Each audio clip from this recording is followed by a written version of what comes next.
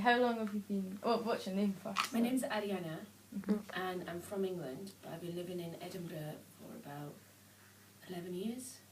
Mm. And how long have you been working at Sahelia? I've been befriending with Sahelia since last August. Do you find it a fun experience? I really enjoy it because before I started doing it, I just wanted to volunteer, Mhm. and I'd heard of Sahelia, and I'm from an Indian background, Yeah. so it was something I really, because I felt quite like I'd lost touch with my roots kind of thing, so I wanted to do something within that kind of sphere. But when I started befriending, especially because Sahelia is a mental health organisation, Yeah. I was a bit nervous actually, and within maybe 2 or 3 times of doing it, I find the benefits I get alone are amazing. And you know, my friendie, I can only imagine what she gets. You obviously see the benefits in her. Both of us. Sometimes when I walk away, I'm like so happy, and I hope she feels the same. You know, and just generally the organisation and what all the women do and what I can see that they do for the community is amazing, because I feel like there's very little, especially in a city like Edinburgh, for ethnic minorities. I come from Sheffield, there's a little bit more, because I think there's a bigger settlement of ethnic minorities, but Edinburgh is a lot smaller. But I started volunteering with Sahelia a few weeks ago, and that's going alright as well. And I do that 2 days a week, and the reason I do it is because I really believe that it's an organisation that helps the community. Yeah. Do you think, when you listen to people's stories of mental health, do you think it's quite hard to listen to? I used to. Are they quite... It's quite hard to listen to. I think you have to have like... I think you have to be open-minded. Yeah. And I think people don't realise how close-minded they are. Mm-hmm. As like, you know, you can be... before I started working with Sahelia, I thought I was like, you know, this free-thinking kind of person. And I became aware of like how many prejudices I had, especially like without being aware of them, against people with mental health like difficulties.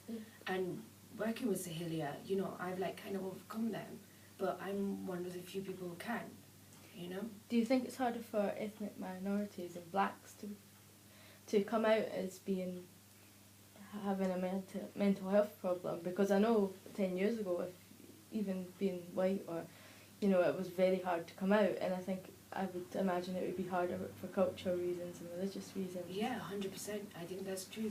I think it's a lot harder, and especially I think if you're a woman, I think it's probably firstly a difficult thing to accept yourself, and then an even harder thing to tell your family, you know. Yeah. And I think you probably wouldn't get the support.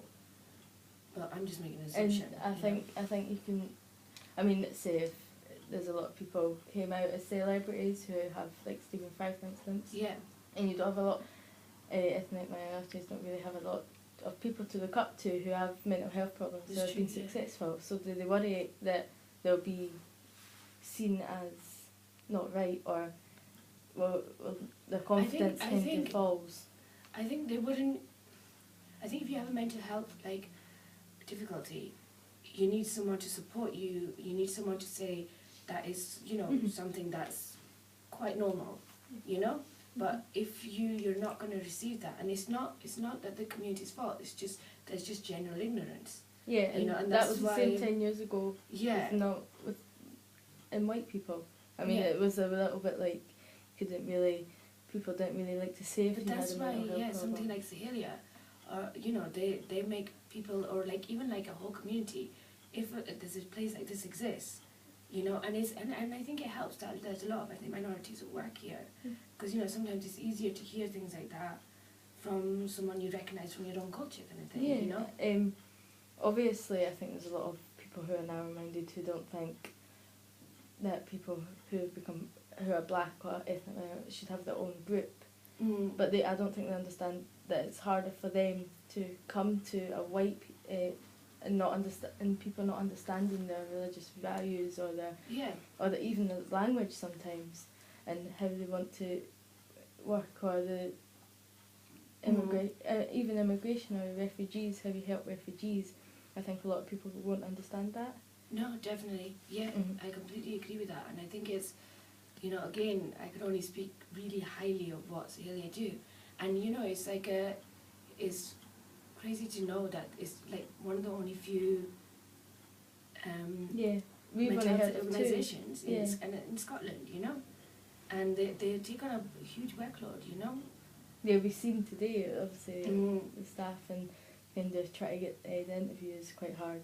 Yeah. Because you're all like rushed up. Yeah, everyone's always busy, and they're always, you know, like it isn't. I think it's like, you know, you really feel that you sense as an outsider coming in. I've only been here like 2 weeks or 3 weeks, and I can really see like the amount of work and the amount of passion that is, you know, for what people do. And I could understand it, because you come in and see your passion and you think, Yeah. it must be something to... And you know, it always feels like a good place. You know, you always feel like when you come in, it's like a really you could feel a nice like, place to come into. Yeah. It's very relaxed. And Yeah, very, definitely. Right, thank you. Okay, is that okay? Yeah, that's brilliant.